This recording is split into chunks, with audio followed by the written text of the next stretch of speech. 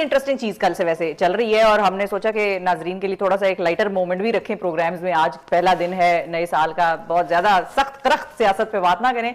अवासी साहब, आप वजीर आजम रहे, आपने भी एहतजाज देखे हैं अपनी वजारत उज़्मा में। एक एहतजाज वो है कि भाई डी चौक पे आएंगे हम और ये करेंगे वो करेंगे, और दूसरा एक एहतजाज का तरीका है जो कल शहबाज शरीफ साहब ने बताया। आई एम नॉट श्योर कि आपने वो क्लिप देखा है उनका या नहीं देखा।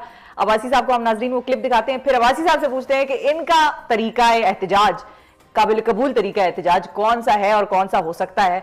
अब एहतजाज का कौन सा तरीका हमारे मुल्क में राइज होना चाहिए कि भाई ये काबिल कबूल है सबके लिए, इस तरीके से एहतजाज करें। या तो ये आवाज वाला ऊ करके आवाज निकाल के एहतजाज करने वाला तरीका है, या वो है कि भाई हम डी चौक पे धरना देंगे, आके बैठेंगे, जो करना है कर लो। सुनने वाला हो तो ऊ से भी काम चल जाता है। आगे से गोली चलाने वाले हो तो फिर ऊ से काम नहीं चलता, किसी पत्थर पत्थर मारना पड़ता है। लेकिन ये ऊ वाली स्ट्रेटजी वैसे इमरान खान साहब या पीटीआई को समझ में आएगी?